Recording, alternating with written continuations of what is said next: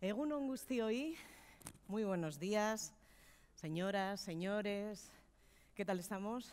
Bueno, después de una intensa jornada vamos a abordar esta segunda y última sesión del 15º encuentro de la RECE, la Red de Ciudades Educadoras. Egun on, hemen zaudeten guztioi eta baita ere streamingen bidez jarraitzen dutenei. Estaba saludando a las personas que nos siguen vía streaming. Hoy, como ayer, antes de empezar, les voy a dar un par de avisos. Recuerden, por favor, utilizar las mascarillas que les ha entregado la organización. El uso de la mascarilla es obligatorio en todo el recinto. Si son tan amables, les pedimos que se pongan la FFP2 que les hemos facilitado. Les pedimos también que apaguen el sonido del teléfono móvil, por favor. Desde ayer estamos comentando el desarrollo del encuentro en redes sociales. Para ello utilizamos los hashtags VG, Topaketa RECE en euskera y VG de Vitoria-Gasteiz. Encuentro RECE en castellano. Queremos saludar también y agradecer su colaboración esta mañana aquí a las intérpretes de lengua de signos, Amagoya y Sonia Egunon. De la asociación, ellas pertenecen a la asociación Arabako Gorrak, es el colectivo de personas sordas de Álava, uno de ellos, porque hay otro. Nos vamos a meter de lleno, si les parece, ya en la tercera y última mesa del diálogo para la que tenemos todo preparado. Gira esta vez en torno al conocimiento de la realidad y al análisis de la intervención. Les voy a presentar a las personas que participan en ella. Como ponentes contamos con María Castro Morera. Egunon, María. Hola, buenos días. Es catedrática de Métodos de Investigación en Educación de la Universidad Complutense de Madrid. María dirige el Grupo de Investigación, Medida y Evaluación de Sistemas Educativos. Ha sido vicerrectora de Calidad de la Complutense y consejera para el Instituto Nacional para la Evaluación de la Educación de México. Participa María junto con Luis Lizasozain Hernández. Egunon, Luis, muy buenos días. Hasta enero de 2019, hasta ayer, profesor de Métodos de Investigación en Educación en la Universidad del País Vasco, Euskal Herriko Unibertsitatea. Su línea de investigación es la evaluación de programas, centros y sistemas educativos. Luis ha sido también decano de la Facultad de Educación de la UPV, de la Universidad del País Vasco. Dinamiza esta mesa Francisco Luz Arcos. Buenos días, Francisco Egunon. Hola, Egunon. Él ha sido miembro del equipo directivo del Instituto Vasco de Evaluación e Investigación Educativa. Lo dirigió además entre 2009 y 2013. Francisco fue vicepresidente del Consejo Escolar de Euskadi, miembro del Consejo Escolar del Estado e integrante del Consejo Social de la Universidad del País Vasco, Euskal Herriko Unibertsitatea, designado por el Ministerio de Educación, entre otras personas, para la elaboración de la nueva propuesta de estructura y elementos del currículo. Actualmente, Francisco es presidente de FEAE, Euskadi, el Foro Europeo de Administradores de la Educación.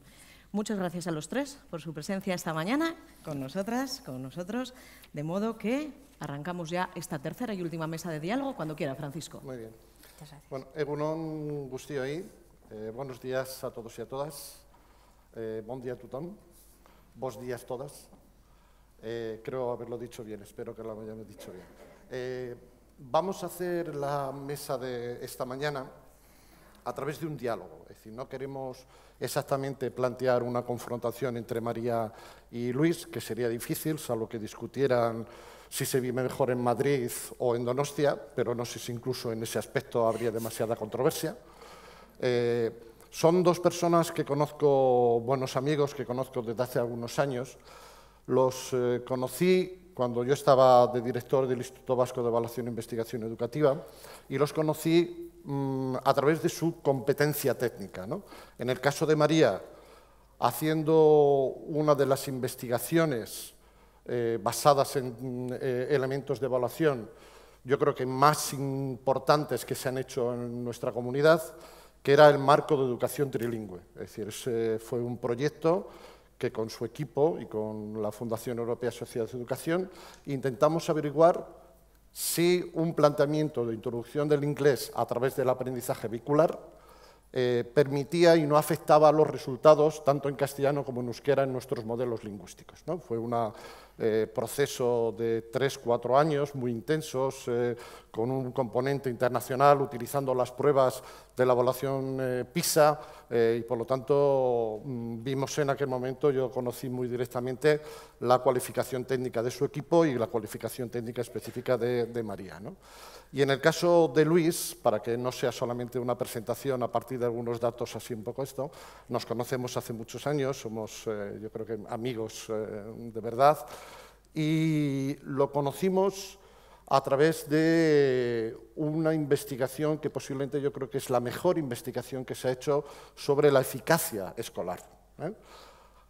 Tomando como referencia los datos de la evaluación de diagnóstico que en el País Vasco venimos haciendo desde 2009, lo que intentó averiguar eran cuáles eran las características de los centros eficaces.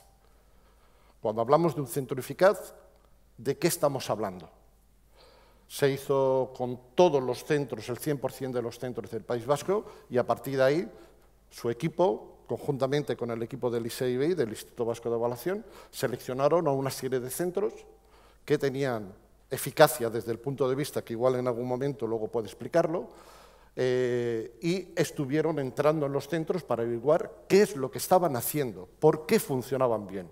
E incluso en una segunda fase estuvieron también viendo qué es lo que pasaba en los centros que no son eficaces, porque tenemos de todo en el mercado.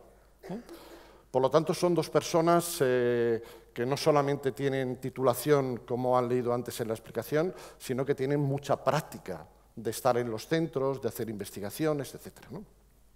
Bien, la idea, como decía al principio, no es hacer, por lo tanto, una confrontación, sino un diálogo. Vamos a hacer un diálogo con las preguntas que yo he preparado y con las preguntas que podáis aportar a partir de las sugerencias que os puedan provocar la presentación que van haciendo. Entonces, ahora, en primer lugar, interviene Luis, hará una presentación de unos 15-20 minutos. Posteriormente intervendrá María con su presentación y tras estas presentaciones iniciamos el diálogo. Bueno, egunon guztioi.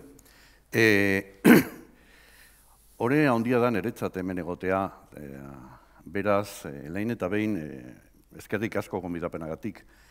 Buenos días a todas y a todos. Yo quiero empezar agradeciendo a todo el equipo de organización la deferencia por haberme invitado a este encuentro y a esta mesa, porque además me da la oportunidad de compartir, como ha dicho Paco, con dos excelentes profesionales, porque Paco también no lo es y él no lo podía hacer el autobombo, porque eso siempre queda mal, pero lo podemos hacer los demás. Y fue un placer trabajar todo ese tiempo y todo lo que compartimos. Y luego yo creo que también porque el encargo recibido pues son de esos que uno ve como cosa fácil, decir, hombre, el conocimiento de la realidad, ¿no? Esto llevan los filósofos siglos tratando y nosotros en un pispás lo vamos a resolver. Así que ya van a ver lo bien que para un viernes a la mañana tempranito nos va a sentar la cosa. Pero bueno, en cualquier caso, de verdad que muchísimas gracias. Yo, antes de empezar, y voy a intentar, como decía Paco, en 15-20 minutos, dar algunas ideas para luego tener un debate un poquito más ágil. Pero sí me gusta siempre empezar enmarcando, contextualizando las líneas que dije en mi pensamiento, pues yo creo que es importante dejar las cosas claras. Y además en educación, como a mí me gusta mucho diferenciar entre lo que son opiniones e ideologías, que todos tenemos como la nariz la nuestra, y lo que son hechos, pues yo creo que es bueno andar distinguiendo. Y lo primero que les quiero comentar es que todo esto es una reflexión, lo que voy a aportar ahora, una reflexión basada en diferentes trabajos e investigaciones, pero sobre todo, Paco ha hecho referencia a la que hicimos en el ISEI de eficacia y mejora escolar. Aquí, en cambio, no me voy a referir a un trabajo que durante mucho tiempo nuestro grupo de investigación de la UPV, y por ahí están Lucas y Olaya, compañeros, hemos estado trabajando ya desde 2005, como ven es una larga historia de amor, de nuestro grupo con el Servicio Municipal de Educación de Vitoria. Y bueno, ese es un trabajo complejo, largo, que hemos tocado cuestiones yo creo que muy importantes y evidentemente ese es un trabajo que es un trabajo de equipo y por eso quiero poner aquí los nombres de las compañeras y de los compañeros que hemos ido participando a lo largo de todos estos años en ello. pero claro, lógicamente también las opiniones que voy a contar, estas sí que son absoluta responsabilidad y competencia mía y no les competen a ellos. Y ya entrando, digamos, en esa parte más contextual, a mí también, cuando en este tipo de intervenciones y para este tipo de discursos, yo creo que un primer marco importante, para mí por lo menos, es analizar los problemas que tiene la educación en el mundo contemporáneo y en nuestras ciudades y con nuestros conciudadanos y conciudadanas desde el punto de vista de la educación basada en derechos. Yo creo que nunca está de más recordar la Declaración Universal de los Derechos Humanos, que, bueno, algunos pueden decir que es un brindis al sol, pero a mí me gusta destacar esa parte de que los derechos son de aplicación universal a cualquier persona, independientemente de sexo, raza, condición socioeconómica, origen, etcétera. Lo cual tiene una primera derivada importante, y es que cualquier sistema de instrucción pública tiene que garantizar una educación de calidad para toda la ciudadanía. Y esta segunda parte van a ver que va de alguna manera a marcar el transcurrir de mi discurso. Y creo que en este contexto la evaluación, entendida desde una perspectiva genérica, creo que puede ser, no digo que lo sea inexorablemente, ojalá fuese así, pero no lo es, pero puede ser un instrumento de garantía del derecho a una educación de calidad y a la vez una eficaz herramienta de mejora.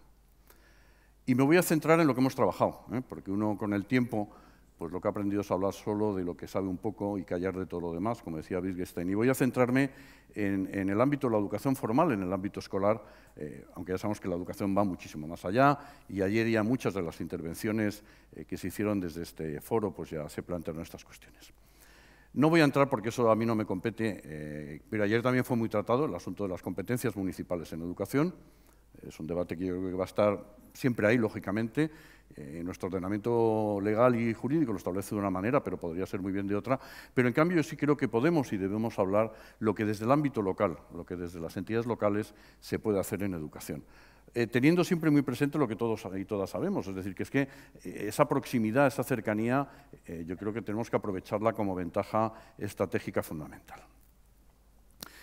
Y bueno, ¿y por qué tenemos que analizar estas cosas? Bueno, yo creo que hay una primera razón casi elemental, es decir, bueno, los recursos de los que disponemos en las entidades públicas, municipales, para dedicar a este tipo de programas o actividades son muy limitados. Yo mucho me temo que esa limitación se va a ir estrechando todavía cada vez más, por lo que yo creo que conviene tener muy claras, tener un diagnóstico muy preciso de la situación para tener muy claras cuáles son las prioridades en los campos de intervención. Y para ese establecimiento claro de prioridades necesitamos, como digo, ese diagnóstico. Otro elemento importante es que el tamaño de las entidades locales, el tamaño de nuestras ciudades y pueblos, en lo que a esto se refiere, importa mucho.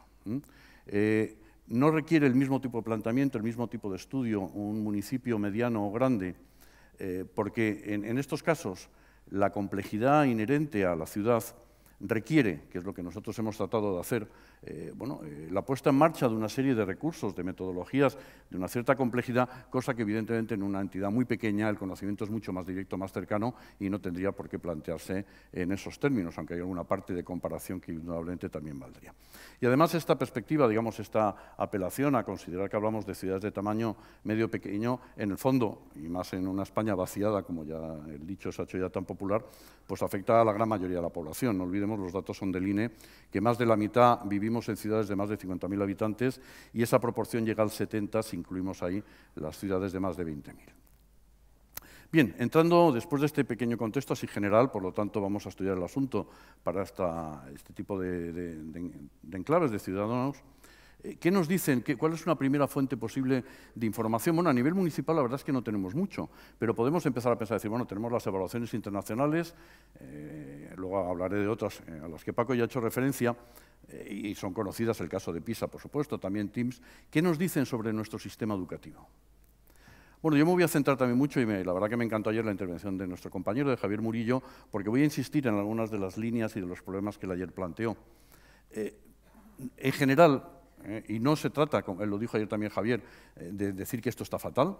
Nuestro sistema educativo funciona razonablemente bien y más partiendo de las realidades históricas de las que partimos, como ya se comentó, y no hay que fustigarse, pero bueno, aquí es lo de la botella medio llena, medio vacía, pero yo creo que es mejor, conviene fijarse en los problemas que tenemos para intentar mejorarlo. Y una primera cuestión es que, en general, el logro educativo, los niveles de aprendizaje que se logran son medios. Y luego ya pueden ponerle otros adjetivos, medianos, mediocres, todos forman parte de la misma familia semántica, pero tienen diferentes connotaciones. Normalmente siempre puntuamos por debajo de la media de la OCDE y siempre por debajo de la media de la Unión Europea. Y en todas las competencias evaluadas, sean las instrumentales básicas o sean otras. Y claro, esto de entrada nos tendría que llevar al nivel municipal, al margen, como digo, del asunto de las competencias, a plantearnos algunas preguntas. ¿Qué pasa en mi ciudad con respecto a eso? Porque eso puede valer para España o normalmente, como saben, las evaluaciones de PISA ya prácticamente en España se hacen a nivel de cada comunidad autónoma y tienen muestras específicas, casi todas tienen su muestra específica, no las 17, pero prácticamente todas. Pero ¿qué pasa en nuestra ciudad? ¿Cómo son los resultados? ¿Cómo funcionan nuestros centros? Y ese aprendizaje, como decía en la presentación tan amable y un poco exagerada quizás que ha hecho Paco, pero para eso está la amistad. ¿Qué resultados obtienen? Y una pregunta muy importante. ¿Hay diferencia entre nuestros centros educativos? Porque que hay diferencia entre los alumnos, y todos los que nos dedicamos a educación lo sabemos, pero cuando constatamos que no todos los colegios funcionan igual de bien, esto ya es otro nivel de discurso, porque esto es de todo, el que existan esas diferencias, lo podemos calificar de muchas maneras, pero hay una que lo podemos calificar, no es natural.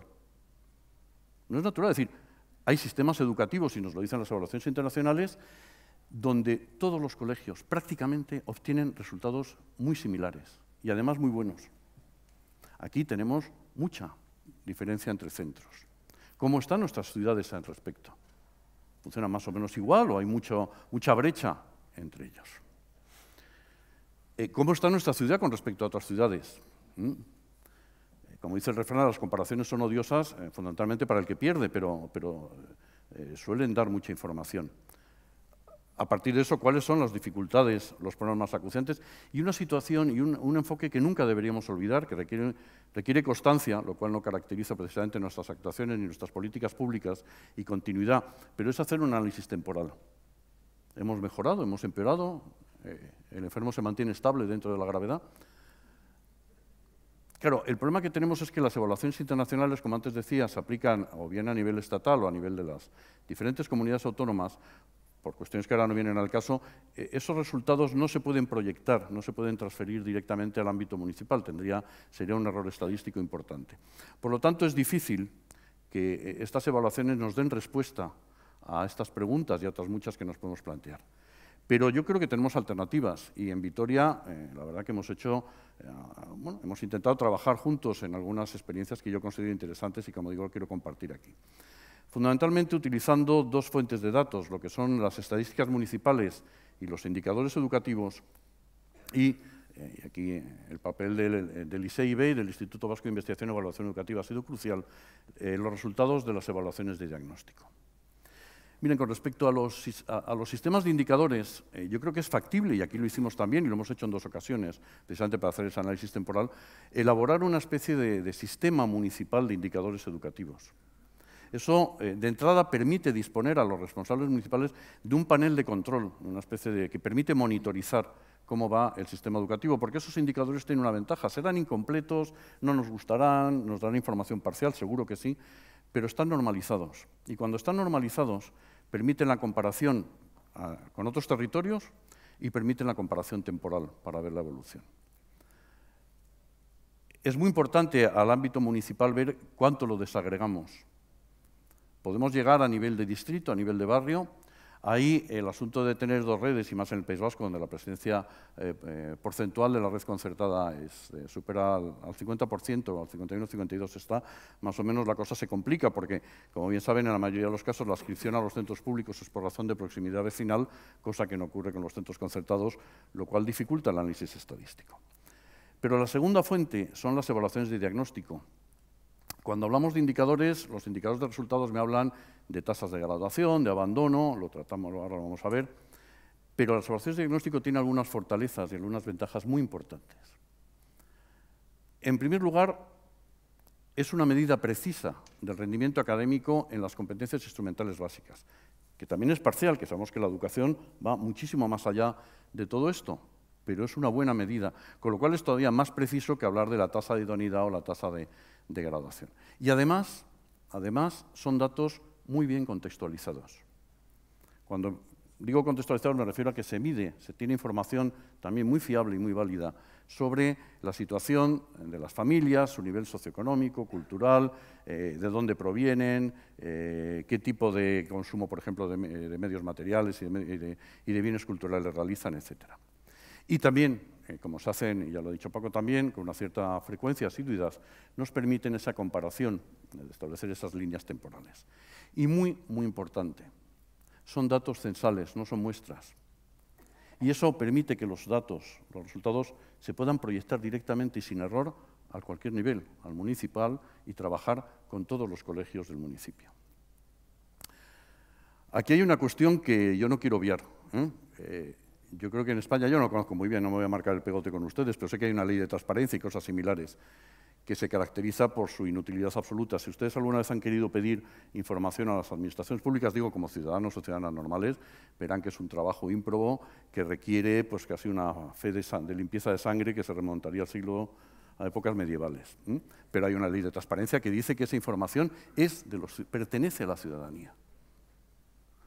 Hay que respetar principios muy importantes de confidencialidad, anonimización de los datos, pero eso es relativamente sencillo de hacer. Pero esa información la pueden disponer. Y para nuestra sorpresa, cuando un municipio pide a una consejería o departamento de educación o a un ministerio estos datos, pues lo que normalmente encuentra son dificultades y muros. Pero no debería ser así, y mucho menos cuando estamos hablando de diferentes niveles de la administración pública. Por lo tanto, en aras de esa transparencia, de compartir información, debería llegar. Ya digo que ahí es verdad que hay un problema.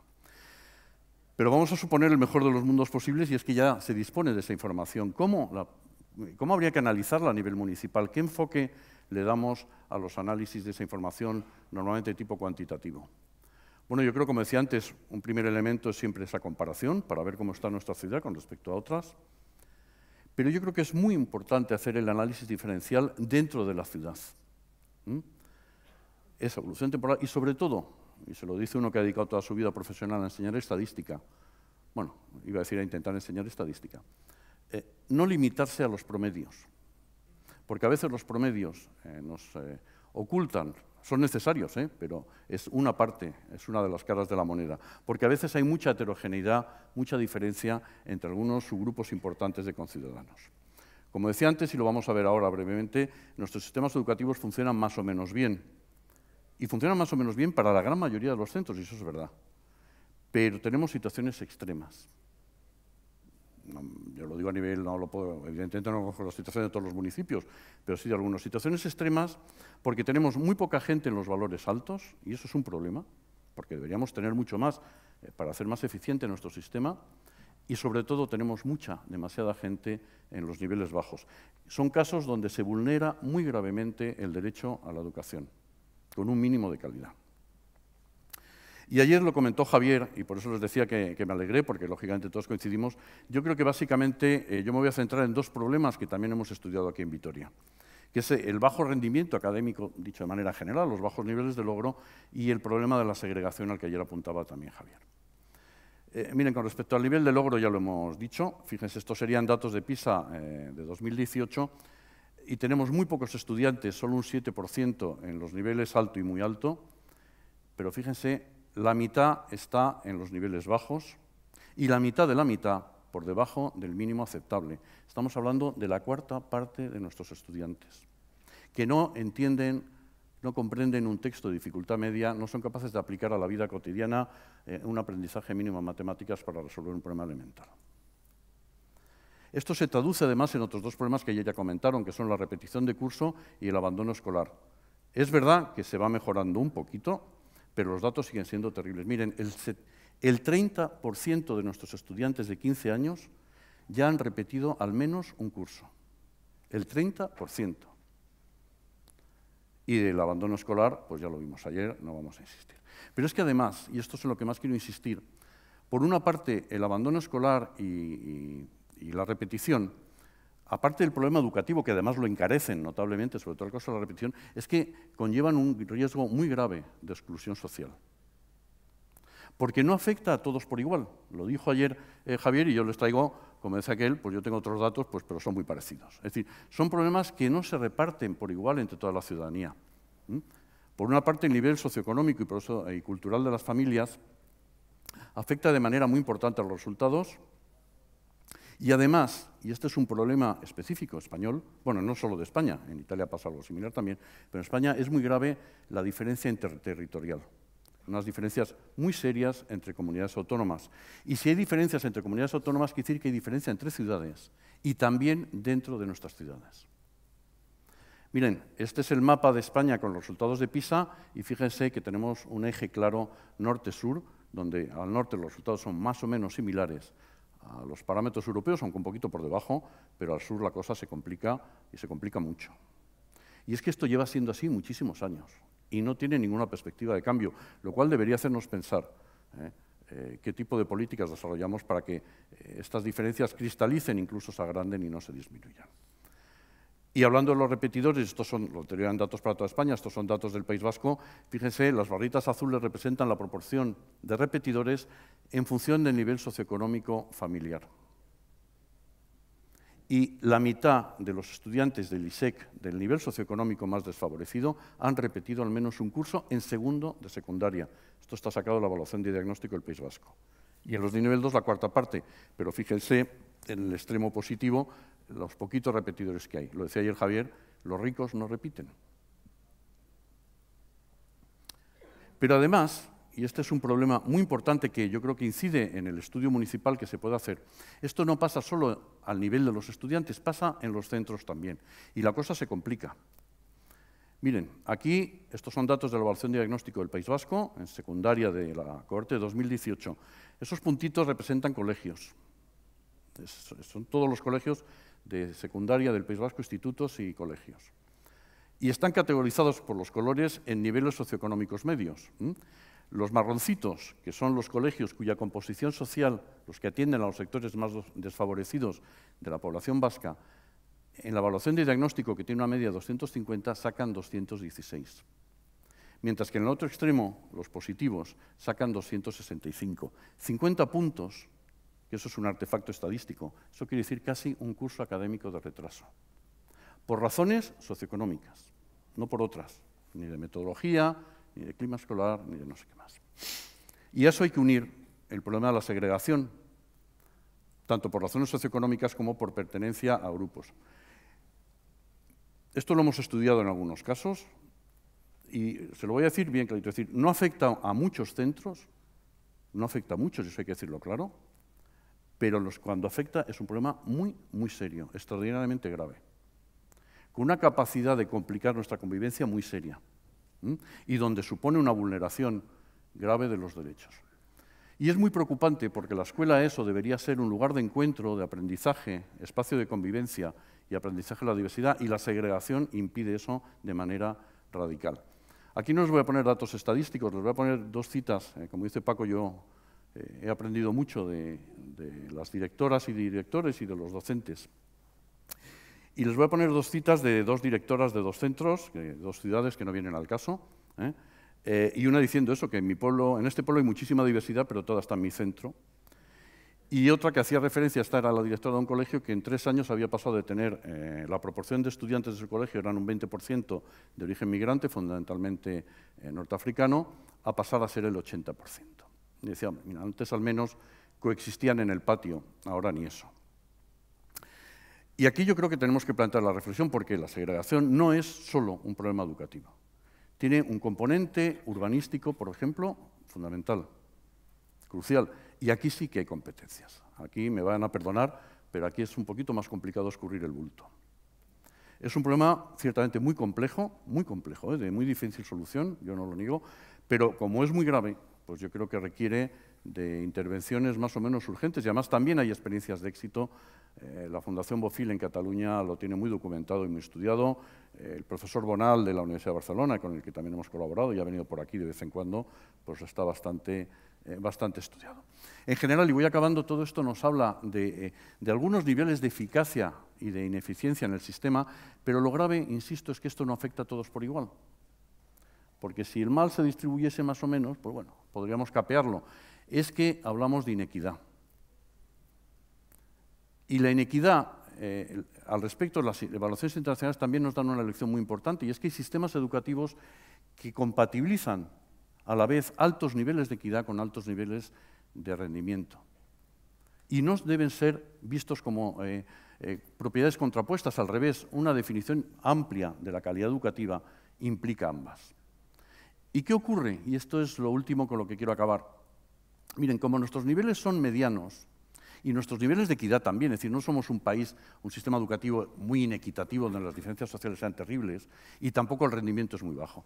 Pero como estamos en esa medianía, en los dos parámetros, cuando cruzamos el efecto combinado de los dos parámetros, hace que las personas que están en los niveles bajos, sus niveles sean extraordinariamente bajos. Y las personas que están en los niveles bajos proceden, a su vez, de entornos socioeconómicos muy, muy desfavorecidos.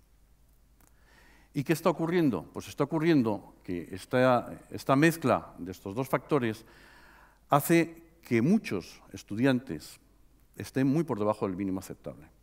Y los datos para España son serios, es decir, depende de las comunidades autónomas, pero estamos hablando entre un mínimo de un 16% y un máximo de la cuarta parte de nuestra población estudiantil. En ellos se vulnera gravemente el derecho a la educación. Y esto creo sinceramente que deberíamos hacerlo pensar. Tenemos que ver cómo es en nuestra ciudad para priorizar nuestras líneas de intervención. Porque aquí normalmente siempre se habla de fracaso escolar y yo sinceramente creo que tenemos que empezar a hablar del fracaso de nuestras escuelas para algunos sectores de la población. Insisto, no, a mí no me gusta lanzar mensajes catastrofistas que tampoco se ajustan a la realidad. Bueno, pues como les decía, estos datos, como ven, son a nivel estatal, a nivel de la Comunidad Autónoma Vasca, donde más hemos trabajado, pero como digo, dentro de las ciudades, en Vitoria lo hemos hecho, tenemos la evidencia, y en otras ciudades, de que las desigualdades, los problemas, se repiten siguiendo patrones muy similares. Necesitamos, por tanto, un conocimiento de la realidad educativa escolar, insisto que me he centrado en ella, de la ciudad lo más precisa posible, bajar esos datos a nivel municipal, para con ese conocimiento diseñar políticas más focalizadas temáticamente, punto número 1, y más centradas en donde sean más necesarias, que coincide que son los sectores más favorecidos. Porque, y ayer creo que Carlos Angulo lo anticipó, estas políticas pueden tener, ojalá fuese siempre, pueden tener un importante efecto compensatorio de esas desigualdades. Y yo creo por ahora ya estuvo bien, creo que habrán sido 20 minutitos más o menos lo asignado, y le voy a pasar, eskerrik asko guztioi, le voy a pasar aquí la antorcha y el mando a mi compañera.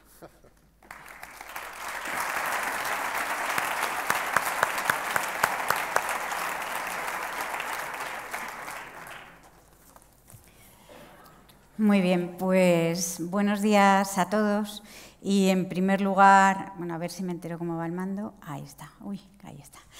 Quería dar, como es de recibo, las gracias a la Red Estatal de Ciudades Educadoras por invitarme a compartir con todos vosotros este rato, algunas reflexiones, algo de lo poco que sé, además de estar tanto con Paco como con Luis compartiendo esta mesa de diálogo. Mi intervención va a ser... Bueno, lo bueno ¿no? de esto es que va a ser diferente a la de Luis. Creo que no mejor, pero sí diferente a la de Luis, porque, como veis en el título, voy a hablar de algunos elementos importantes técnicos de la evaluación de programas. ¿Y por qué me voy a centrar ahí? Porque yo creo que hay una parte importante de las iniciativas municipales que se centran en el desarrollo de programas grandes, pequeños, medianos, incluso algunos de ellos transitan a caballo en la innovación educativa, están muchas veces en el límite ¿no? de ese ámbito de lo desconocido, en esa creatividad que nos fuerza a inventarnos soluciones para acotar algunos de estos problemas. Aquí hemos visto hablar con referencias a la inclusión, a la facilitación de experiencias culturales y personales a distintos colectivos, la reducción de brechas digitales, etcétera. Entonces, la evaluación de estos planes, de estos programas, es un asunto que efectivamente compete directamente a quienes lo desarrollan y en este caso pues son los ayuntamientos, ¿no? Y más allá de esta reflexión que creo que es compartida, ¿no? Es decir, que debemos dar justificación en esa lógica de una rendición de cuentas, ¿no? de cómo invertimos ese dinero público en los ciudadanos, creo que también es importante centrarnos en lo sustantivo, ¿no? Que es en facilitar información útil sobre cómo funcionan y cómo mejoran la vida de los ciudadanos los programas que ponemos en marcha. Esto además abre una idea o un concepto desde mi punto de vista de la evaluación que habla en el fondo de una evaluación con un carácter más democrático, en el sentido de que si esa información que nosotros obtenemos la revertimos en el conjunto de la sociedad, verdaderamente abrimos ahí un círculo que se cierra solo a los expertos y verdaderamente se abre al conjunto de la ciudadanía.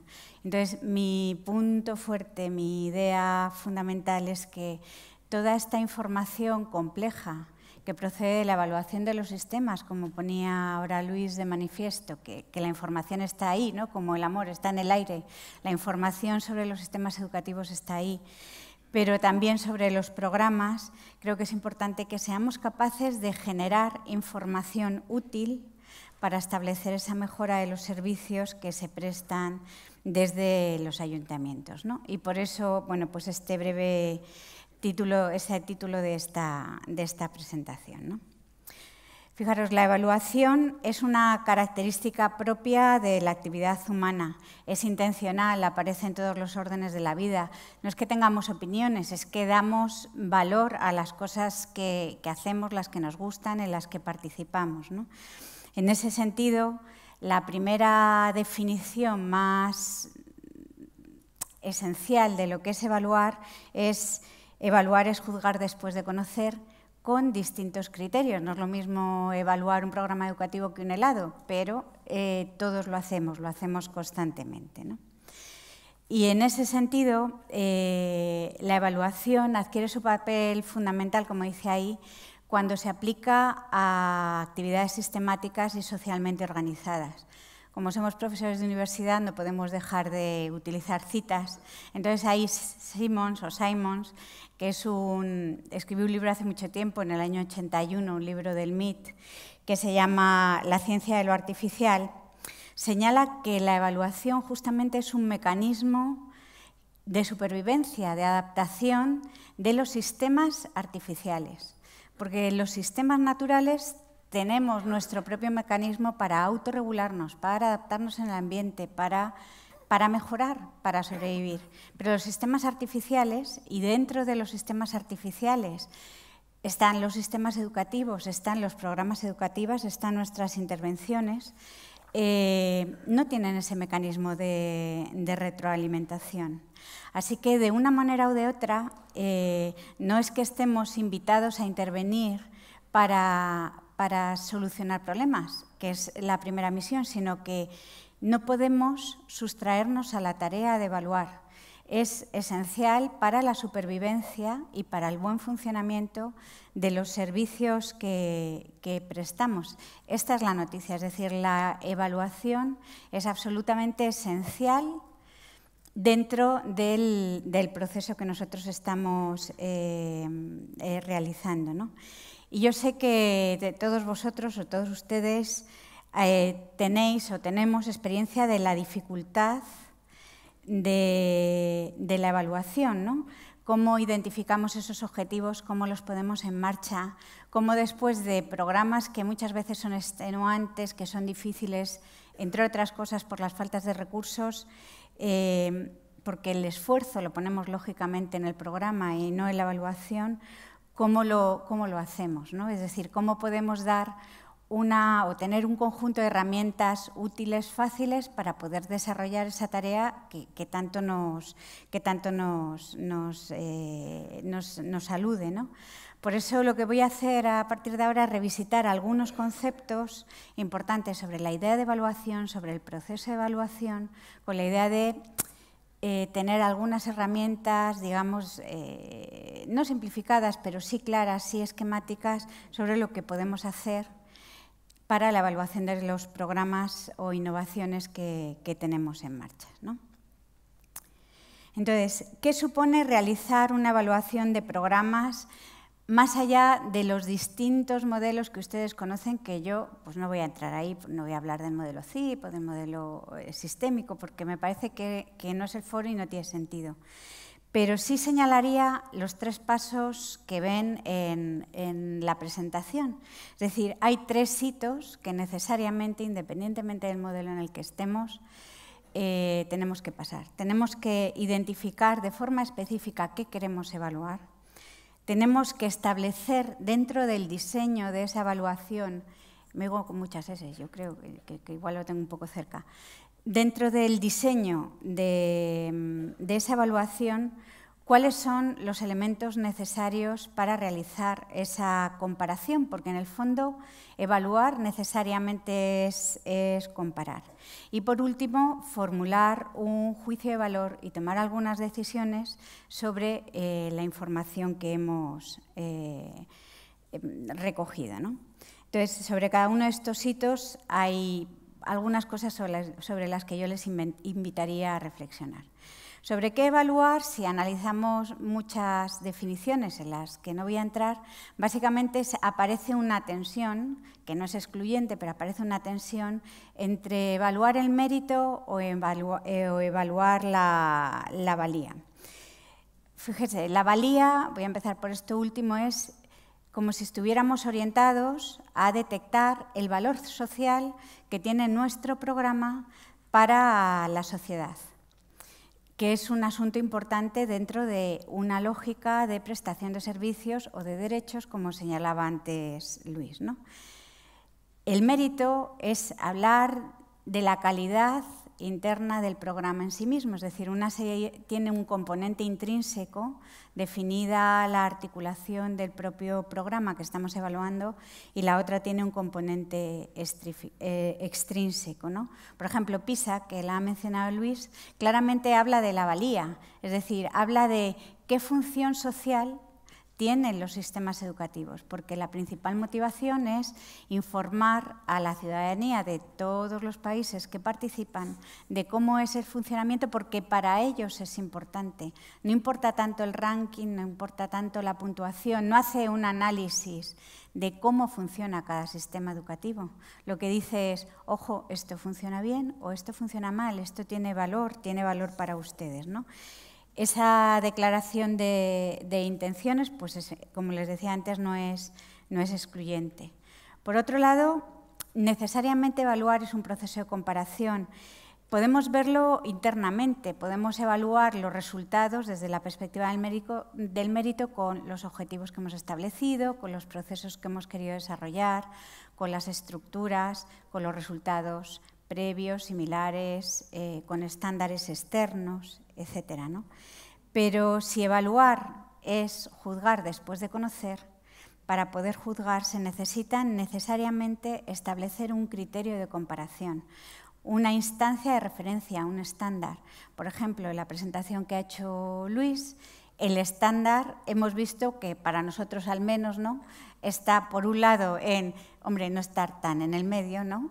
Y por otro lado, empujar a todo ese conjunto de estudiantes que están en las partes bajas de la distribución, empujarlos más para arriba, porque hasta que no empujemos a ese 25% a unos mejores niveles de desempeño, no vamos a poder hacer nada. Es decir, ahí tenemos el referente de comparación. ¿A quién nos queremos parecer? ¿Dónde tenemos que atender, ¿no? Esto está muy relacionado, lógicamente, con el qué evaluar, porque en esa definición de ese conjunto de indicadores tenemos que establecer cuáles son los objetivos que para nosotros son relevantes. Es decir, a lo mejor a los finlandeses o a los de Singapur, vuelvo a la lógica de PISA, no les preocupa tanto cuánto es el porcentaje que tienen por abajo, sino cómo diferenciar por arriba. Pero para nosotros socialmente es relevante ese tipo de comparaciones, ¿no? Eso es importante porque esencialmente, como decía, evaluar es comparar.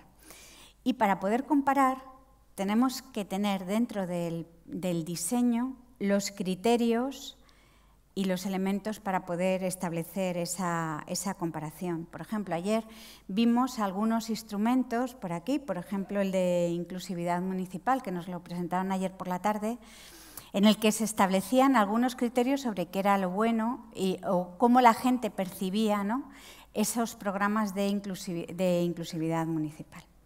Y por último está la idea del juicio de valor y la toma de decisiones, es decir, una evaluación sin consecuencias, es una evaluación que no tiene sentido, que no es efectiva, aunque pueda ser informativa. Y en ese proceso de juicio de valor y de toma de decisiones sí que es importante tener esa perspectiva de ese cuadro de mandos, de ese conjunto de indicadores de la evaluación para poder tener una información, digamos, ordenada sistemáticamente para entender qué es lo que está ahí pasando, ¿no? Sobre la idea de qué evaluar, he traído aquí una metáfora que es habitual, ¿no?, a la hora de identificar cuáles son los indicadores que queremos buscar, porque esto es como si se nos caen las llaves por la noche en la calle, ¿no?, y nos ponemos a buscarlas solamente alrededor de la farola, alrededor de donde tenemos luz. Es decir, para identificar los indicadores es fácil centrarse en algunas cosas que son más fáciles de medir, por ejemplo, la satisfacción, la cobertura. Ahí empieza, fíjense, no lo veo, el desempeño, ahí el impacto. No piensen que es que esto lo he hecho mal, como me decía Luis María, que en la número 5 no se ven las letras. Bueno, es que no se ven las letras porque a veces no se ven los indicadores si estamos lejos de la luz, ¿no?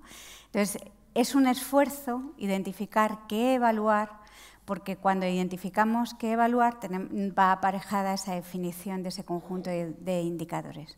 Si nos quedamos siempre donde tenemos la luz, donde tenemos la farola, hombre, igual no encontramos las llaves, encontramos algo, ¿no?, pero no encontramos las llaves que estamos buscando. En ese sentido, me gustaría señalar que en esa tarea compleja que es la evaluación, los indicadores son un sistema de señales, es como si fuera un puzzle. Es decir, que no tenemos que preocuparnos por elaborar un supersistema como PISA, sino tenemos que centrarnos en recoger, en capturar algún conjunto de informaciones que permitan identificar algunos rasgos de la calidad de las políticas públicas y de los programas que desarrollamos, las áreas problemáticas y las necesidades, y en ese sentido aquí es donde la evaluación da una vuelta, entra en esa espiral, digamos, virtuosa, en el que los resultados de una evaluación identifican necesidades de la siguiente implementación de programas y podemos aventurar a elaborar algunas hipótesis sobre por qué las cosas funcionan bien o funcionan mal, ¿no? Y a pesar de que haga falta hacer más indagaciones. Su habilidad es importante, es medir las tendencias a través del tiempo. Y luego hay una cosa muy importante que a mí me gustaría destacar, y es que los indicadores no deben ser muchos. Cuando tenemos 1000 indicadores no vemos nada, ¿de acuerdo? Entonces, a lo mejor es importante pararse y identificar unos poquitos, porque luego si no todo se vuelve muy inestable, porque si uno sube el otro baja y esto qué significa, y a lo mejor están midiendo lo mismo, ¿de acuerdo? Entonces es importante en ese sentido dimensionar la tarea de captura de la información, porque realmente nos podemos volver locos y en esa locura de muchos indicadores no tenemos mucha información, ¿no? Me gustaría también destacar que la tarea de construcción de un sistema de indicadores no es necesariamente o no es solamente una cuestión técnica, que también es una cuestión técnica, pero es esencialmente una definición política de lo que es importante para la sociedad. Es decir, es una discusión que está abierta, que tiene que estar abierta, en la que tiene que participar más gente más allá de los técnicos. Es decir, Luis y yo y Paco podemos opinar sobre qué indicadores, podemos definir o ayudar a definir cómo se deben de registrar, cómo se deben medir, pero en cuáles son podemos hablar todos, debemos hablar todos, ¿no? Porque estos indicadores van a formar parte de la futura discusión sobre políticas educativas que habrá, ¿no? En ese sentido, es importante abrir el debate, como decía, que haya una participación global. Deben tener competencia técnica, pero la parte sustantiva, la definición y la metodológica deben de ir desde algún punto de vista, en algún punto separados, para dar cabida a esa discusión. Deben de ser independientes de intereses, digamos, cortoplacistas, porque estamos hablando de educación y estamos hablando de la educación, no es una cosa que pasa en un periodo de 4 años, la educación es una cosa que pasa a lo largo de la vida, ¿no? Y deben tener esa mirada un poquito larga o amplia con respecto al medio y al largo plazo. Desde el punto de vista técnico hay 3 cosas muy importantes en la evaluación. La primera es, bueno, ven ahí medida, comparación y comunicación. La primera es la calidad de las pruebas de medida, que representan la base de todo el procedimiento. La calidad de las pruebas de medida, fíjense que el instrumento que nosotros utilicemos, un cuestionario, una escala de observación, una prueba de desempeño como la de PISA, esa es la cara visible de la evaluación. Lo que todo el mundo ve es cómo recogemos la información. Si debilitamos el proceso de medida, lo que estamos es debilitando la confianza en todo ese proceso. Aparte realmente, porque se deshace, ¿no?, la información que va a haber, ¿no? Por otro lado, los elementos de la comparación es establecer esos criterios referenciales de interés. Y por último, está la comunicación, que es transformar en información útil la información que tenemos. Los gráficos que ha estado presentando Luis, o algunos de los que voy a presentar yo, muestran una información sofisticada que está elaborada para poder ser manejada y entendida por todos, para poder volver a ese debate que necesariamente es comunitario, ¿no? Entonces, eso me parece importante tenerlo en cuenta, porque los resultados pueden ser sofisticados, pero tienen que ser información útil, ¿no?, en ese sentido. Con relación a las claves técnicas del proceso de construcción de instrumentos y de comparación, como decía, las herramientas son la cara pública del asunto, pero hay que entender que las herramientas de recogida de información en nuestro ámbito reflejan una medida que es indirecta, ¿no? Ya no es que no haya un metro, es que un amigo nuestro suele decir que no hay un cerebrómetro. Si yo pudiera saber ahora lo que están pensando ustedes de nuestra intervención, sería relativamente fácil evaluar este proceso. Si yo, de hecho, tuviera un cerebrómetro para medir lo que saben o dejan de saber mis alumnos, sería un ser extremadamente feliz, porque no tendría que examinar, ¿no? Pero eso no existe. La herramienta, el metro, se construye cada vez. Y eso es un asunto importante que añade complejidad al proceso de evaluación, ¿no? Y además, para que esa información pueda ser comparable, hace falta que sea relativamente estable a lo largo del tiempo, porque si no, no podemos comparar. Piensen que todo esto que hacemos, precisamente porque esa medida es indirecta, porque no existe ese cerebrómetro, lo que estamos haciendo cuando hacemos evaluación es realizar inferencias. Es decir, nosotros ponemos a las personas frente a un estímulo con el cual nos dan su información, nos dicen lo que saben, nos cuentan lo que piensan de lo que les ha pasado, y a partir de ahí hacemos inferencias sobre qué es lo que pasa, ¿no? Entonces, es difícil, ¿no? Es difícil de hacer. Entonces, más allá de las cuestiones importantes, ¿no? Que el constructo sea relevante, ya hemos dicho que eso es muy importante, que las medidas sean fiables, es decir, que sean relativamente constantes a lo largo del tiempo.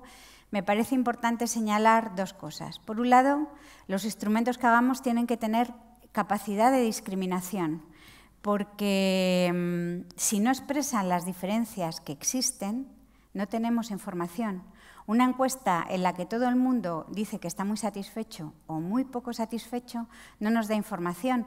Piensen en los puntos de corte que establecen, no sé, los de las compañías telefónicas, los de los bancos, que no consideran que alguien está muy satisfecho hasta que no da un 9 en una escala de 0 a 10. Es decir, hay que buscar, encontrar elementos y escalas que nos permitan discriminar lo que piensan las personas, porque si no, no tenemos nada. Si la respuesta es homogénea, no tenemos nada, ¿no? Y por otro lado, garantizar la comparabilidad con otros instrumentos o con otros programas a través del tiempo, con algún estándar previamente definido, medidas de cambio y luego esa idea de estabilidad en las medidas y en las condiciones de equiparación, ¿no?, de los instrumentos de medida. Y luego la validez, es decir, que midan lo que dicen medir. Bueno, les voy a poner algunos ejemplos de evaluaciones de distintas cosas y cómo eso se ha transformado en información, digamos, útil. Esto es un barómetro que se aplicó en la Universidad Complutense por más de 15 años. Se llamaba Barómetro de Seguimiento Docente y buscaba evaluar el normal funcionamiento de la universidad. Básicamente era una cosa dirigida hacia, iba a decir contra los profesores, eso era la percepción, dirigida hacia los profesores para ver si había un normal funcionamiento en las clases. Si se fijan en los indicadores, eran bastante sencillos, bastante intuitivos. Asistencia del profesor a la asignatura, si sustituye la clase, si hay clases no impartidas, cuánto duran las clases, si hay muchas clases de duración escasa, si va a las tutorías. Por ejemplo, aquí tenemos la fecha de comienzo de curso y se ve que en fecha entraban el 70%, prácticamente el 70% de las clases, ¿no? Es decir, esto es informativo porque se ve que hay un 30% de las clases que no empiezan cuando se corresponden. Los alumnos no tienen información suficiente para cómo comportarse. El proceso de comparación también alude, por ejemplo, a una comparación temporal. En la primera gráfica, esta es una gráfica sobre asistencia del profesor a clase. Por un lado se ve la evolución a lo largo de los años, ¿no?, del curso más bajo al curso más alto, suben 7 puntos la asistencia de los profesores a clase. Y durante un curso académico, que es esa línea más estable que ustedes ven ahí, pues se ven pequeñas fluctuaciones de lo que pasa. También hay una comparación entre centros similares, es decir, las distintas facultades de la Universidad Complutense están ahí representadas para visibilidad pública de los resultados y comparación entre ellas, es decir, los que menos iban a clase eran los de Derecho, los que más, de sin gafas no lo veo, los de Odontología, y aún así el salto entre la primera y la última era un 5%, es decir, establecer comparaciones puede resultar relativamente sencillo. Estos datos proceden de una medida un poquito más severa, son la evaluación de diagnóstico de la Comunidad de Madrid, en cuarto y en segundo de la ESO, con pruebas escaladas con la evaluación de PISA, en la que por un lado aparecen los niveles de desempeño de PISA, es que no sé si voy a tocar aquí y sale un puntero, a ver, no sé si se va a ir. Bueno, no se va a ir. Bueno, los distintos niveles dentro de cada curso, por ejemplo, en cuarto de primaria solamente el 4,9% de los estudiantes estaban por encima del nivel 3 de PISA. Se ve qué pasa con segundo de la ESO. Se puede comparar qué pasa a los 15 años en la Comunidad de Madrid, qué pasa en España y qué pasa en la OCDE, ¿de acuerdo? Y se ve una evolución dentro del mismo curso académico del sistema educativo, es decir, cómo verdaderamente esa idea de aprendizaje que supone un cambio en los aprendizajes se va reflejando a lo largo del tiempo. ¿De acuerdo? En esta otra, representando la misma información, lo que se ve es la distribución de los estudiantes. Los azules son los de cuarto de la ESO. Luego se ven que están más abajo en la escala de rendimiento, aunque así hay niños de cuarto de la ESO que tienen niveles muy altos. Los de rojo son los de segundo, que lógicamente están por encima de los de cuarto, si esto fuera así, y luego están, que ocurre en la Comunidad de Madrid en ese curso académico que se estaba viendo. Es decir, también vemos esa comparación por niveles. Informaciones más complejas, desagregadas, como las que veíamos, diferenciación entre chicos y chicas, por encima y por debajo de esa diagonal, que incluye además información sobre cómo se comportan los distintos, se llaman DAT, que son las zonas educativas en la Comunidad de Madrid, ¿no? Vinculada además con el tamaño, ¿no? Madrid capital es los cuadrados más grandes porque hay más cantidad de población, el este es lo más pequeño, se va viendo y se ve cómo la evolución, en este caso en matemáticas, en cuarto de primaria, en algún momento las chicas tienen más desempeño en matemáticas que los chicos, porque están por encima de esa diagonal, y en segundo de la ESO están ya las chicas siempre en matemáticas por debajo de los chicos. Es decir, podemos poner un tablón con todos estos números y volvernos locos, pero sin embargo, si conseguimos transformar la información en una información útil, que esta era una parte importante de esa información de cómo funcionan las cosas, nos permite tener como algunos elementos sintéticos y complejos a la vez para poder desarrollar el debate, ¿no? Esto, por ejemplo, son esos mismos datos con la comparación entre tipos de centros, público, privado y concertado, y también segmentado por la ubicación, ¿no? Madrid Norte, Madrid Capital, Madrid Oeste, etc. Se ve, el triángulo es la media en el norte, la media en la capital, la media en el sur. Y los tamaños son proporcionales a la población y lo que se ve son las distancias, ¿no? Las distancias entre las cajitas, dónde están los públicos, dónde están los concertados, dónde están los privados, qué peso tienen, ¿no? En ese equilibrio que en el fondo es una media o un promedio, ¿no? Que es lo que estamos viendo, dónde hay más homogeneidad, que claramente es en cuarto de la ESO, donde hay más heterogeneidad, cómo se va generando esas diferencias a lo largo del transcurso del sistema educativo, etc.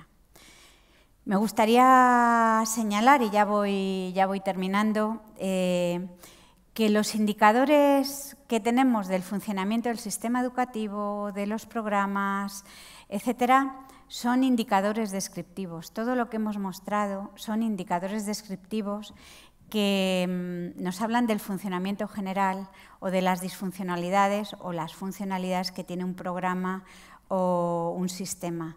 El análisis de los por qué funcionan mejor o por qué funcionan peor requiere otro tipo de análisis. Por eso muchas veces no llegamos a las evaluaciones de impacto, ¿no? Porque supone hacer atribuciones causales fuertes sobre por qué funcionan las cosas y exigen otro tipo de diseños. No es una frustración, es que simplemente exige otro tipo de diseños importantes. Técnicamente he insistido en la calidad de los instrumentos, en la explicitación de los criterios de comparación, en la transformación de la información en información útil, información gráfica, pero lo más importante es que sepamos para qué sirve esta información. Son sistemas de avisos, tenemos banderas que nos dicen esto funciona bien y esto funciona mal, que lo ha mostrado también Luis claramente con los datos con los que ha ido ilustrando su discurso. Tenemos hipótesis a partir de las evaluaciones sobre por qué las cosas funcionan probablemente bien o probablemente mal. Por eso es importante tener en cuenta que las decisiones de alto impacto derivadas de datos descriptivos no es muy apropiado tomarlas. Es decir, no sería muy razonable, no sé, bajarles el sueldo a los profesores que sus alumnos tienen menos rendimiento. Esa es una decisión de altísimo impacto, ¿no? Es decir, tenemos que valorar la información que tenemos y acotarla en el marco en la que lo hemos recogido y para lo que sirve y lo que nos está diciendo. Nos está dando una descripción del funcionamiento o de la valía de los programas o de los sistemas que hemos implantado, ¿no?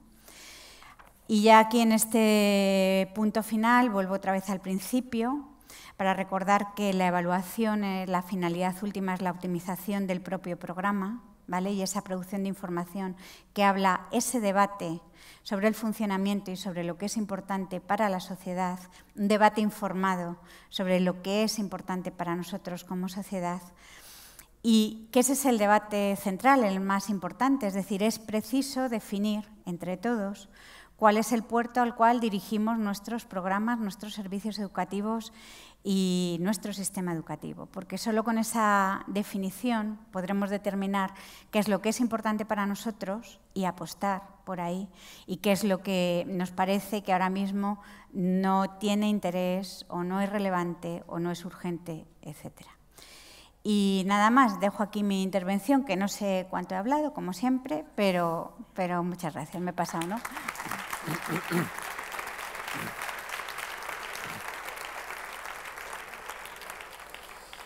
Bien, gracias María, gracias Luis. Nos queda mucho menos tiempo del inicialmente previsto, pero bueno, os voy a hacer una serie de preguntas. Os pediría que las respuestas sean breves para poder plantear más cosas. Por lo tanto, a ser breves van a quedar incompletas, partimos ya de esa hipótesis, para que, si es posible, os mojéis. Bien. En muchas ocasiones los ayuntamientos tienen 4 años para hacer cosas, porque luego vienen las propias elecciones siguientes, no se sabe si continúa el equipo y, por lo tanto, tienen 4 años, ¿no? En muchas ocasiones las evaluaciones, habéis hablado los dos de las evaluaciones, exigen costo, exigen tiempo, exigen hacer instrumentos para que en bastantes veces nos diga lo que ya intuíamos o nos diga lo que ya sabemos. ¿Qué elemento, qué aporte nos da la evaluación para que no partamos de lo que más o menos ya conocemos? Porque ya conocemos normalmente la realidad de los centros, la propia distribución, la segregación, los resultados, es decir, que es algo que en un municipio o en un pueblo se conoce, ¿no? ¿Por qué es importante hacer una evaluación con las características de lo que habéis definido? Pues no sé, empiezo yo y luego te dejo a ti. Yo creo que es que no podemos, podemos tener intuiciones o hipótesis sobre cómo funcionan las cosas, hipótesis muy certeras seguramente, pero necesitamos confirmarlas. Es mejor tener un mal dato o un dato débil, aunque no sea perfecto en un diseño de evaluación, que no tener ningún dato, porque frente a las opiniones, las intuiciones o las hipótesis, nosotros podemos ofrecer cierto nivel de descripción, cierto nivel de certeza que nos va a señalar por dónde vamos. Y luego, por otro lado, en muchas ocasiones nos encontramos con resultados inesperados, que por otro lado serían indetectables o detectables solamente desde ese punto de vista, digamos, más personal, con lo cual es difícil entrar en un debate argumentado, sólido, sin ningún tipo de evidencia. Luis. No, yo añadiría, aparte de lo que ha dicho María, yo añadiría una cuestión más, y es que la educación es un fenómeno muy complejo y una de sus notas, y antes ha sido dicho, es que cambia con el tiempo, no solo a nivel de los estudiantes que van aprendiendo, los sistemas también. Entonces, tenemos que ver si, es decir, nunca es una foto fija, hay cambios en el tiempo, eso es muy importante para ver si realmente estamos o no mejorando. Claro, eso lo que sí supone, y tú lo has dicho, es que hay políticas educativas que no pueden ser a corto plazo. Es decir, tienen que ser a medio y largo plazo. Bueno, eso a veces entra en contradicción con las lógicas políticas, sobre todo los sistemas y de los procesos electorales, pero bueno, eso es una cuestión que debería hacer pensar precisamente a nuestros responsables hasta dónde pueden llegar a lo mejor a acuerdos más estables que garantizasen eso. Pero primero necesitamos saber, es decir, ya sabemos cómo es la foto más o menos, pero ha cambiado, ha mejorado. Yo no lo digo solo en un tiempo como el actual que está lleno de catástrofes, en el sentido casi diría matemático del término, no solo la COVID o el impacto de las crisis económicas, pero fijaros desde la crisis del 2008, lo que eso supuso para el sistema educativo, el impacto de la pandemia, ahora el impacto de las situaciones de guerra. Bueno, esas son situaciones, es verdad, muy extraordinarias, pero incluso en la pretendida normalidad, ver cómo evolucionan, necesitamos esa información por muy débil que sea, porque si no, las decisiones se nos quedan ancladas en una medida que se hizo en su momento y no se vuelve a activar, ¿no? Yo creo que es caro, pero es necesario. O sea, Otra cuestión, lo habéis comentado, cómo estas evaluaciones exigen tiempo, etcétera. Sin embargo, los centros tenemos resultados académicos. Hay notas todos los años, evaluaciones, etcétera, etcétera. ¿Por qué no utilizamos las evaluaciones académicas si sí valen más las evaluaciones externas realizadas con los criterios que habéis planteado? Porque sería más fácil, ¿no? Podríamos tenerlas directamente. Mira, muy rápido. Yo te contesto con lo que me dijo una profesora, una directora de un centro hace unos años. Yo creo que los que seáis colegas o de la profesión docente, lo sabéis, las evaluaciones externas muchas veces son vistas o fueron vistas por el colectivo docente como una amenaza, con una cierta prevención. Y un indicador de algunos centros que funcionaban bien era que eran vistas como algo positivo, como una fuente de información. A mí que ya me lo dijo, era la directora, pero me lo dijo como profesora, y dijo, mira, yo conozco muy bien a mis estudiantes y te los puedo ordenar muy bien y sé cuáles son sus puntos fuertes y sus debilidades, pero no sé cómo están en comparación con los del colegio del lado. Yo creo que esa es una fortaleza muy importante, la evaluación externa, porque todos tendemos a ver lo mejor de nosotros mismos a nivel individual y, por supuesto, nuestra práctica profesional, sea hasta la que sea. Pero ese elemento de comparación es muy importante. Y con una cuestión adicional que nos dicen otras evaluaciones internacionales, que son las del profesorado. El profesorado en España desarrolla su tarea en condiciones de absoluta soledad. Nadie le dice nada sobre su trabajo. Es decir, eso está documentado. Al 30% de los profesores de España, en toda su carrera profesional, nadie nunca jamás les ha dicho cómo lo hacen, si bien o mal. Es un caso especial dentro de muchos ámbitos profesionales. No hay nadie, no digo ya una evaluación sistemática, pero cuando vas en un autobús, si el conductor pega un frenazo, todos lo... Oye, ¿no? Le estás dando un feedback, una información. Al profesor, a la profesora nadie le dice nada. Yo creo que eso hace falta. Hay que darles el valor que tienen y contextualizarla. Esto no es ni la solución a todos los males, ni mucho menos, ni es una verdad absoluta, como no lo hay en ningún ámbito científico, en las ciencias sociales, mucho menos. Pero yo creo que es una fuente más que se suma a que tengamos una foto lo más completa de un fenómeno que es tan complejo que yo creo que ninguna mirada sobra. Y luego, además, por una cosa que he señalado antes, y es que el metro de medir se construye cada vez. Y el metro que construyen los profesores es contextual, sirve para lo que decía esa directora, para ordenar a los alumnos de su clase, de su centro. Pero el metro de una evaluación externa es un metro común para todos, por eso es posible esa comparación. Entonces, ahí están las dos cosas, es decir, no es una información que sea redundante, al contrario, es una información que es complementaria. Y otra cuestión Bien técnica. breves, Bien breves. Bien, sí, sí. Y otra cuestión técnica que en algunos ayuntamientos, tú lo has comentado, Luis, han logrado resolverlo, pero es esta controversia que tenemos sobre la utilización de los datos públicos, ¿no? de las evaluaciones, entre el derecho que tienen los centros a ser propietarios de la información de estas evaluaciones externas y el derecho democrático a la información de cómo están los sistemas, ¿no? De vuestras experiencias, ¿cómo puede un ayuntamiento, un municipio romper, poder conocer esos datos manteniendo la confidencialidad, pero pudiendo utilizarlos para intervenir de una manera más plena y más completa en los centros de su municipio? Eso es un asunto muy complejo. Voy a ser breve, pero hay que contar dos detallitos. Mirad, un periódico nacional hace muy poquito y todos los años publica el ranking de los 100 mejores colegios de España, que son todos privados, dicho sea de paso, simplemente porque solo considera a los privados. En Colombia, que aplican unas pruebas de estas externas, de las que hablamos nosotros, se llaman las pruebas de saber, todos los años publican el ranking de todos los colegios de la República de Colombia, son muchísimos, en una revista que está muy bien, porque es una creación explícita que se llama Dinero. Lo podéis ver, está en la web, ahí hay transparencia absoluta, os podéis bajar los datos, el instituto, el equivalente al ISEI en Bogotá se llama el ICFES.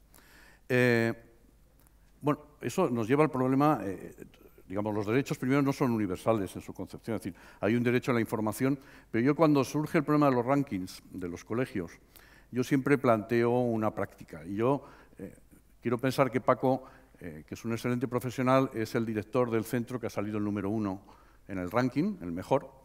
Y a la pobre María, que también es una excelente profesional, pero le ha tocado lidiar con el centro del final, ¿no? El último. Cuando esto se haga público en una lógica de mercado, y ahí lo decía Javier, como la que impera, ¿qué le va a pasar al centro de Paco? Pues va a tener una sobredemanda. Les cabrá a los alumnos que le quepan. Y entonces tú, Paco, ¿qué vas a hacer si tienes 1000 solicitudes y 100 plazas? Pues Paco dirá, pues voy a hacer una pruebita de acceso, ¿y a cuáles vas a coger? Pues a los mejores, ¿no? Yo le diría a Paco, hombre, ya que eres tan bueno, coge a los peores, Paco. Pero eso no lo hace nadie, yo no lo haría, quiero decir. Pero es verdad, ya que eres tan bueno, coge a los peores para mejorar. ¿Pero qué le va a pasar a María? Me vais a perdonar la expresión, digo una expresión brutal a propósito, le va a llegar el desecho de tienta, lo que nadie quiere. Ese es el efecto que va a llevar los rankings. Eso, imaginaros que esto pasa con los ambulatorios, ¿verdad? En el nivel de la sanidad. No, lo que tiene la obligación los sistemas públicos de instrucción es de garantizar una educación con un mínimo de calidad para toda la ciudadanía. Esa es la obligación. Para que los ciudadanos precisamente no tengamos que andar haciendo lo que de vez en cuando ya sabéis que está en la prensa, que se corre la voz por un mecanismo extraño entre la ciudadanía de que hay un colegio público muy bueno y entonces la gente pronto se empadrona en casa de su cuñada para ver si así coloca al niño en ese colegio que dicen que es tan bueno, lo cual es un delito además. Eso, antes lo ha citado María, eso en Finlandia no pasa. Primero porque los lazos familiares de las cuñadas son más débiles, todo hay que decirlo, pero, lo cual incrementa su nivel de felicidad como pueblo. Perdón, digo... No, es que todos tienen la garantía de que todos los colegios son igual de buenos. Entonces, a la pregunta concreta, pero creo que esto ilustra bien el problema, es decir, no hay por qué hacer esos rankings, no son necesarios. Lo que tenemos que hacer es el esfuerzo y el compromiso ético de garantizar la confidencialidad, pues para que no se divulgue esto, sino decir, bueno, porque además, sabéis, cuando salió lo de Finlandia, todos nuestros responsables políticos de toda Europa organizaron peregrinajes a Helsinki en busca del santo grial educativo. Y los finlandeses, que es gente hábil, como ya os he comentado, ahora cobran por ir y hacen bien. Pero no hace falta irse a Finlandia, que además hace frío y está cerca de... Bueno, ahora está más complicado. Tenemos maravillosos, estupendos centros muy eficaces, que lo hacen muy bien, como comentaba Paco, que están aquí al lado. Basta con que sepamos mirar y sepamos identificarlos. Excelentes profesionales que lo hacen estupendamente, de los que podemos aprender mucho. Yo creo que esa es la labor que hay que hacer el municipio. Hacemos el diagnóstico, hay mucha diferencia entre los centros, estos por qué van tan bien y estos qué problemas tienen. Qué buenas prácticas hacen uno, qué problemas y qué dificultades tiene otro y qué malas prácticas hay también. Esto no hace que uno sea muy popular cuando lo dice, pero es un hecho. Hay gente que hace mal su trabajo, normalmente no por ser un psicópata social, sino por el peor de los pecados, que normalmente es la pereza. Está hecho siempre así, toda la vida. Pues no, ahora algunas pocas evidencias tenemos de lo que funciona y no funciona. Sí, bueno, yo creo que también hay una... O sea, los rankings, en el fondo, la comparación, hay... Quiero decir, las comparaciones que establecemos depende de con quién nos comparemos, ¿no? Hay un chiste así muy famoso que dice, ¿y tu marido es muy guapo? Y dice, hombre, ¿comparado con quién? ¿No? Pues esta es la cosa, ¿no? El ranking depende de quién esté dentro. Es decir, lo ideal, efectivamente, fuera de la revista Dinero, sería que todos estuvieran en el ranking o que sobre todo hubiera información disponible. Y es verdad que los rankings no son populares, es decir, el ranking que yo he puesto ahí, el de la Universidad Complutense y cuánto van los profesores sin ser malo, quiero decir que vayan el 96% de los profesores, que eran los peores, pues al decano de Derecho no le gustó nada. Es decir, ahí también hace falta un proceso de valentía, que es enfrentar tanto las buenas prácticas como las malas prácticas y enfrentar ese análisis de una manera sistemática, ¿no? Entonces, ahí yo creo que efectivamente es muy importante, además, que esté en manos de políticas y de diseños que sean transparentes con la información, porque si no, nos lo va a dar la revista Dinero. Y aunque pongan una ficha metodológica o lo que sea, pues es importante que ese proceso esté en manos de las administraciones públicas, en tanto en cuanto es una garantía, digamos, de neutralidad y de información para todos los ciudadanos. Vamos ya casi terminando. Una pregunta que hacen desde el público.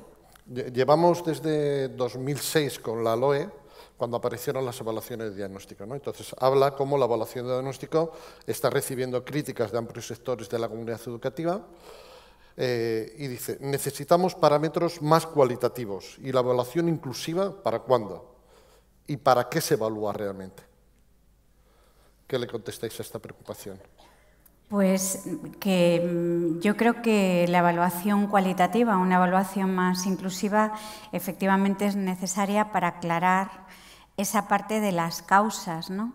Pero cuando uno está inmerso en el primer proceso, ¿no? Que es un proceso, digamos, de diagnóstico, ¿no? De señalización de dónde están las áreas más deficitarias, necesitamos una radiografía general, que esos son los indicadores Quanti, y una vez ahí, en las áreas, en las buenas, en las malas, en las medio pensionistas, entremos con una evaluación formativa, más cualitativa, con otros tipos de indicadores. Y eso, de hecho, en la investigación de Luis sobre escuelas eficaces es exactamente el proceso que ellos han seguido y es muy interesante. No, yo añadiría otra cosa. El problema, aparte que coincido que lo que hay que hacer es añadirla, el problema es que no es solo evaluar.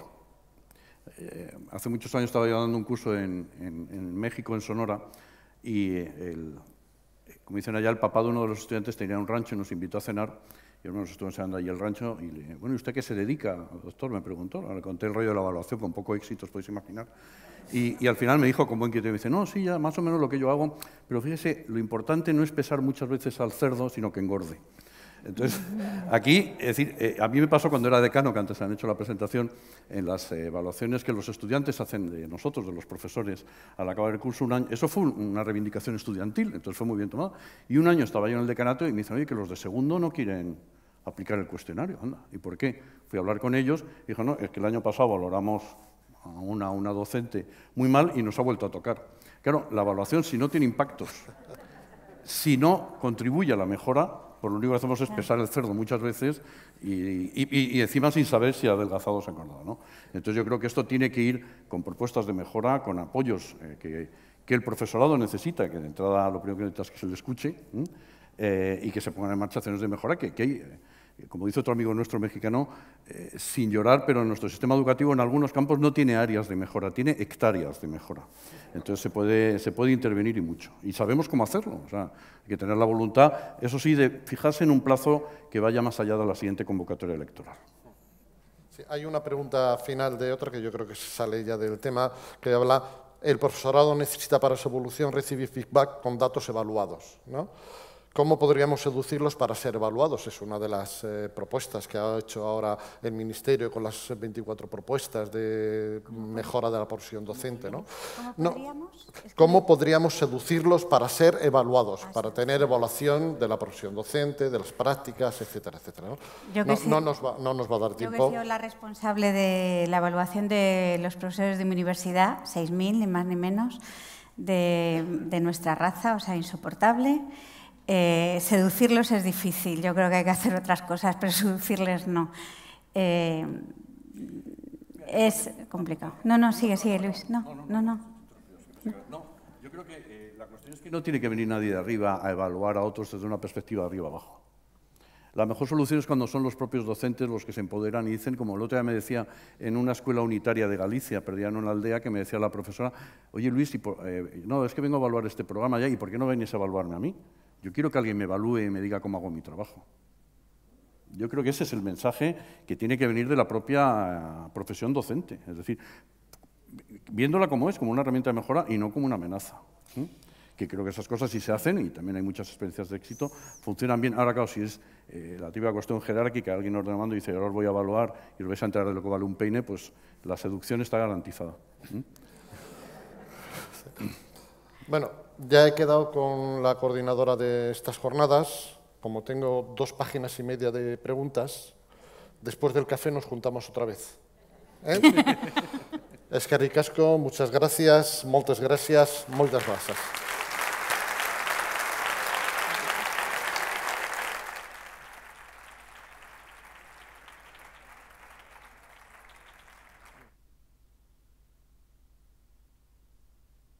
señores, María, Luis, Francisco, Paco, gracias por aportarnos los datos que han sido, yo creo, muy elocuentes, datos para pensar, lo decían ustedes, y confiamos, datos para cambiar las políticas educativas. Un ámbito, que lo apuntaba Luis, una tarea tan compleja en la que ninguna mirada sobra. Vamos a hacer un descanso, si les parece, son las 10 y casi y media, 10 y 31 minutitos, 10 y media pasadas, y decirles que a las 11 vamos a retomar el programa. Hacemos una pausa para el café, como ayer en la zona norte, como ayer quien no haya echado un ojo a las experiencias de 17 ciudades de la RECE y las redes temáticas del periodo 2020-2022, tiene oportunidad de hacerlo, merece la pena. Decirles que a las 11 retomamos el segundo bloque de experiencias y buenas prácticas en la sala Olarizu, esa sala tan amplia en la que nos juntamos por grupos, en la misma de ayer. Y tengo que darles un último aviso relativo a la Asamblea General. Ya se han apuntado, ya se han inscrito las personas que van a participar, pero a pesar de que ya se han inscrito electrónicamente, les vamos a pedir, para facilitar la certificación de esta asistencia presencial, que pasen, por favor, por una mesa que va a estar ubicada junto a la puerta de acceso superior. La Asamblea General será a las 12 en esta misma sala. Se va a poder participar tanto de manera presencial, con esa indicación, por favor, pasan ustedes por la mesa que colocaremos aquí arriba, y también se va a poder participar vía online. Sí, que pasen, me apuntaba Carlos, gracias, antes de la asamblea, a las 12 menos unos minutitos antes, se acercan y les van a dar pues, la confirmación de la asistencia. Decía yo que para las personas que vayan a participar vía online, ya saben que el link de acceso a la asamblea es uno específico, es diferente al link de acceso a este encuentro. Nada más que apuntar de momento, eskerrik asko berriro ere. Hacemos una pausa y a las 11 puntuales en la sala Olarizu. Gracias.